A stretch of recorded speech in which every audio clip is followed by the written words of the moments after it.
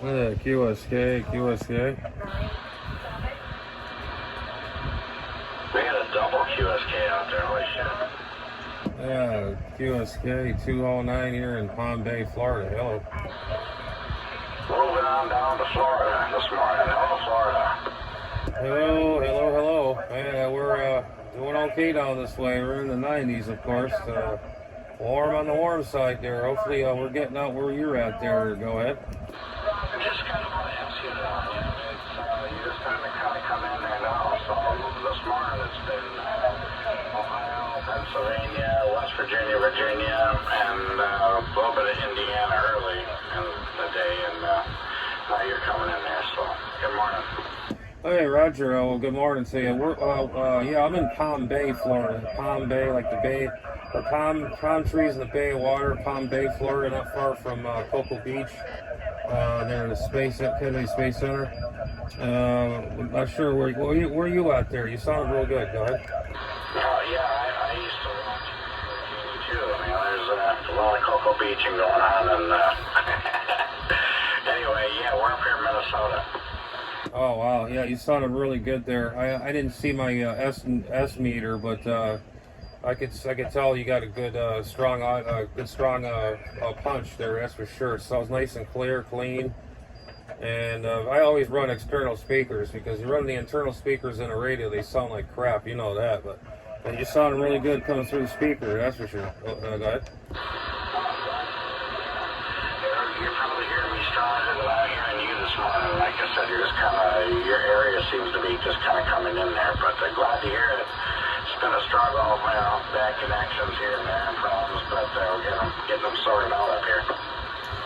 Yeah, Roger. I noticed that this morning. I can't get out worth to nothing this morning.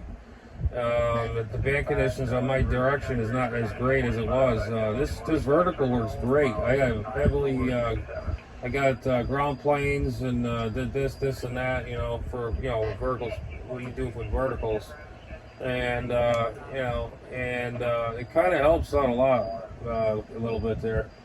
But yeah, because yesterday I did a little DX shooting on this thing, and the next you know it, the lightning started happening, and I had to disconnect everything. So that's what happened the other day. We had some boom booms, and I had to sign off and unplug everything. Go ahead.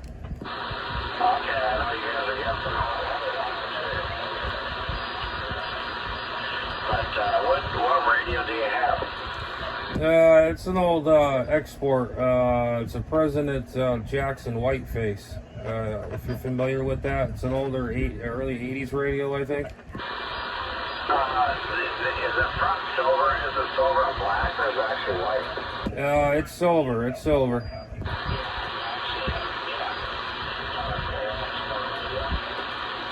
Yeah, Roger. Yeah, I have the Mark 1, and this is the Mark.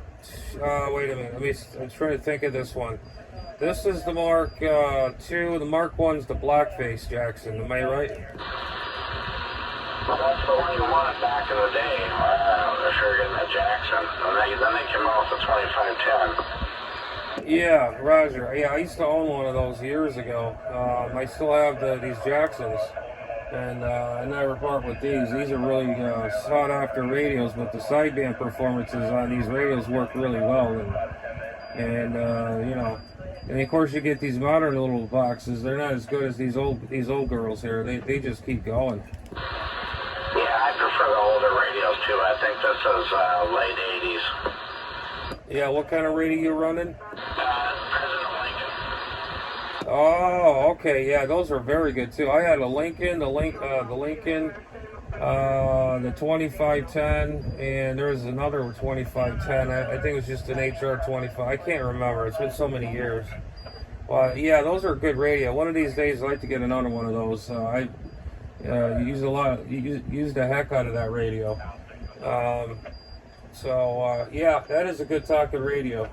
I'm just running a basic stock mic on this thing. I gotta find another microphone to put on the nose of this radio, but this is just a regular stock mic. That's about all. It's all it is, and just running barefoot. That's it. Yeah, that's nice. Running barefoot, definitely. I got a little help here. 12 watts driving this 250 on medium. I don't know, whatever it's fairly tame. Oh, okay, yeah, it sounds crystal clean. I mean, you're right on frequency and everything, and yeah, because I checked this thing out. It's been in the closet for many years, and I checked everything, sure everything's right on, and checked the bias voltages on the finals and all that, and everything looks to be good. And I had to touch up a few things here and there, clean it up a little bit. And she looks ready to rock and roll. I forgot I bought this thing from a truck driver years ago or something like that. Yeah, I got this one and I got the blackface and a couple other couple little radios here and there. The AR-144, that's just like just a regular Grant, but I got one of them too. I got a question for you. If I get new covers for this dang thing, what do you think the regular President Grant covers would fit this radio? It's the same chassis. Because I asked one guy online, he has some nice covers, he goes, well, I don't know, what's the size of your radio? I mean, I thought the Grants and the Jacksons are the same size. Go ahead. Yeah, I wouldn't take anything for granted. Do you think, hey, these Cobra screws will fit in this other Cobra radio that I got? It'll be fine. Nope, a different size. So, you never know. Possible, I'll have to measure them up, I guess. Okay, yeah, that sounds about right. Yeah, because I asked the guy about, I'd like to get new covers for this thing, dress her up a little bit. It's in still good shape and everything. I like to get her looks back, make her looking pretty again. But I asked around, and do these still these remanufactured covers would work on these radios? Or they got some real nice chrome ones too. That's really nice. Sparkle it up a little bit. But I don't know, man. It's like it's a toss up, man. It's like I'm gonna have to measure the radio out or whatever. From just take the covers off and measure from the chassis to the other side, I guess. The rest of the boys up here, we kind of have a little coffee clutch going on up here, so have a good day down there. Yeah, roger that. Yeah, I'll stand by and listen out there, and nice talking to you. Had fun here, no doubt about that. You got 209 Lone Wolf here in Palm Bay, Florida. Take care. Yeah, and I was going to say there, Lone Wolf, there's all sorts of options. They got that, you ever see that, they got that dipping, they can dip your metal parts into, some sort of scenery or whatever, skulls or flames or something. And also, I used to take vinyl, I used to have this vinyl with sticky back to it and just recover it myself.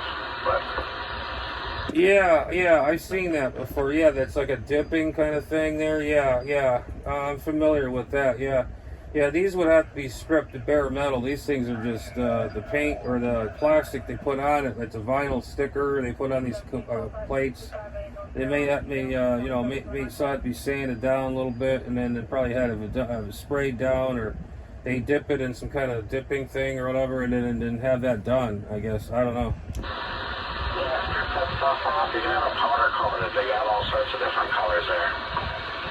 Okay, yeah, I'm very familiar with powder coating. I used to work with that stuff when at my shop years and years ago. Roger that there, Lone Wolf. Okay, well, we'll take a standby. Have a good day down there in Florida. 327, Minnesota. Roger, 327 there, Minnesota. Man, I tell you, man, I can almost shake your hand right now, man. That's how loud you are. Man, that sounds really good. You got 209 Lone Wolf, stand by.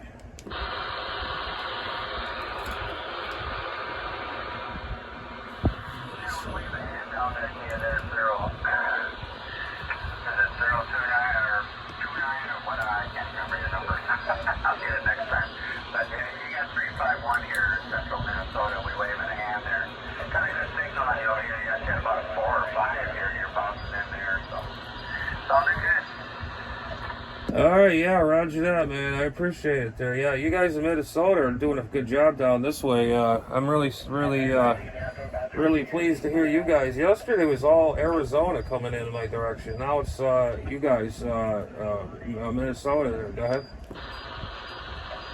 Copy on that. Yeah, that's definitely to get this rolling here the last couple days. It's pretty good. Hopefully, the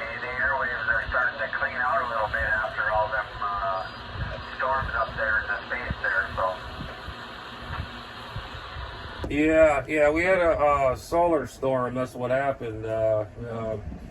It just blocks everything. It's just like, when that happens, you ain't gonna get nowhere. I mean, nowhere. And that was the big thing going on for, I don't know, a good month or so. 2 months. One day you get good conditions, and bad you get nothing. You don't even bother to turn the radio on at all. So yeah, I know what you're saying there. But yeah, you'll get that. Yeah, it is different day. Yeah, it is definitely every day you turn it on is a different day. And yeah, we had that bad solar storm, and it just knocks everything out. Yeah, so was that on your end? But you can talk local or what? Yeah, I can talk local, but usually I just talk to distance. I like the distance thing and the best. There, I like talking skip, like I'm doing with you guys now. So that's what I mostly like, mainly doing, really. Yeah, that's the easiest thing to do when the best communication. Yeah, Roger that. Yeah, it's a lot of fun. I really enjoy it. It's just I get a kick out of it. It's do it your antenna system, that's for sure. Last winter, Europe was banging in here really good. Talk to Europe every day. Yeah. I used to talk. Yeah, a lot of European stations like UK, Bulgaria would come in, and Scotland, Sweden. Would come in like crazy. Now it's hit or miss. I heard a little bit of England this morning on 38, so I don't know. Yeah, I talked to Stockholm, Sweden, but I love listening to Ireland and Scotland, their accent in the morning coming in there. And Wales and Sherwood Forest, I had to laugh when I heard Sherwood Forest in there. Yeah, I would have to, I would admit to that one. Yeah, definitely. But yeah, some Spain and I don't know, all over Europe. Well, that's good, man. I tell you, it seems it's going to improve a little bit, because I haven't been on the radio in a while, because there's no point turning it on. Or you get noise, you get all this kinds of, in my neighborhood, I don't know what's going on, but I get all this damn noise. They put all these new houses in, and they don't check everything, or all my power lines now are all underground. They used to be above ground. Now they're all underground. Now they built some of these houses, and it's leaking some kind of, it's leaking, man, I don't think this microphone's any good. Yeah, I get a lot of noise in this area, and I get a lot of that interference. That drives me nuts. It comes and goes. When it rains, the water gets on the soil.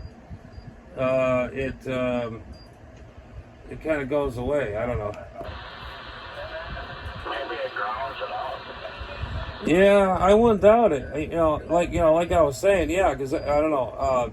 There's a house right next to my shack here. There used to be a field over here, and somebody bought the land and they put a house there. And ever since they put that house and a couple houses behind me and the two in the front of me, I mean, they're building like crazy down here in Florida. It's ridiculous. And I never had any noise complaints, never, until all these houses came around. But right now, I'm lucky. I have no noise at all. So maybe the ground is damp and absorb the soil's more absorbent than having just plain sugar sand. That's the kind of dirt we got is sugar sand. That's what they call it. I've spent a couple of winters in Miami and Hialeah Heights and stuff when I was a kid, and yeah, sugar sand. Yeah. If you dig down in the ground, like this area has, they have to, sometimes you get shell rock in the bottom. There's like a thick layer of like cement in the bottom, and it's all shell rock. Oh yeah, I remember I rode my bike through where the Orange Bowl is and stuff, and yeah, it was nice fun down there. Yeah, they got a weird place here in I don't know. I'm gonna stay away from it. I'm in Palm Bay. They got this place called The compound or something like that. That's where all the bad stuff happens over there. A lot of weirdos and freaking speed racers go in there, and I've heard there's a lot of people overdosed in there, got killed in there, or got murdered in there, and they don't know who owns it. It's like it's just an open area for everybody to play. Really, it's like lawless in that one spot. I mean, it goes for miles or whatever. But I've never been in there. I don't want to go in there. Go ahead. Times are changing. Roger that. Exactly. I mean, that was in the 70s when I was down there. Or whatever it was, you know. A lot of Cubans and stuff, and good Cuban food, and it seemed fairly, it wasn't bad. I used to ride my bike all over. Yeah, that's how it is in the 80s and 90s before I started driving there. That's all I used to drive is either a bike or a moped or something like that. And then you drive around the streets like nothing. Then nowadays, if you do the wrong thing, they'll pull out a gun on you or something. You know, that's how society is. Yeah, all the 13-year-olds are packing. Yeah, I can remember when I was 13, I was, want to go out and look for chicks or go partying or something instead of going out and hurting people. Yeah, I don't know, that's the culture now, I guess. Yeah, I was born in the 70s, so in 88 I was 13, so you figure that I was 13 in 88, so that's when I just started high school. So, man, this mic is cutting out again. I'm sorry, I apologize. Yeah, back in 88, I was 13 years old. 13 years old, and I was never thinking about hurting nobody or anything. Just wanted to party and hang out with the chicks. That's about it. Go ahead. Let's see, I was trying to think what I was doing when I was 13. I was discovering Pac-Man for the first time. Wow. I discovered Super Mario Brothers number one, Super Mario Brothers. My cousin had it, and then I remember last playing Atari years ago in like 82, 84ish, Space Invaders, Asteroids, and all that. And one thing I do remember, 88, was the Super Mario Brothers and Zelda. That's all I remember. And then there was a few other games I don't remember at the top of my head, but they were really cool games. And just for being in the 80s, how many bits that is, it had not bad graphics for back in the 80s. It wasn't very impressive until you got down into the labyrinth, though, on a level, then it got cool. But I was like, there was like a group of us, we'd search around and had maps and shit, you know, looking for different levels. That was a good one. I found one new in late 86 or 87 or whatever it was. That's the store for like $120 or whatever it was. Yeah. See, now you buy a system, it'll cost you probably about $300-400. I never really got. Last time I played a game was probably Sega. My sister had it, and I played it once, and I said, I'm not doing this no more. I'm just going to play with my radios, and that's it. Ever since then, there I am, still at it, you know. And I just never got into it. I don't know. I mean, I won the Super Mario Brothers number one twice, and then after that, never again. But my sister's won every single Mario Brothers. She was good at it. She was really good at it, and I guess you got a lot of patience and all that stuff. But I don't have it. And everybody I know, my niece and nephews play games, and I just don't do it, you know. And I just feel I feel strange. I feel like I'm an alien or something. I'm not up to technology, you know. Right. Well, you're getting pretty weak there, Lone Wolf. Oh, roger that. All right, well, I'll let you go then. And it's been good talking to you guys. I'll still listen in, but man, I tell you, guys are bombing in here like nothing. You got 209 here, the Lone Wolf, standing by listening out. Somebody else is trying to come in behind you and you're fading, you know, you're washing out with the tide. So, okay, have a good one down there if you want to hear you again, All right, we'll try to look for you again sometime. Hopefully I can bump into you guys again. You sound like a good guys out here. You got some decent people out here for a change. Anyways, you got 209 here, the Lone Wolf will be standing by.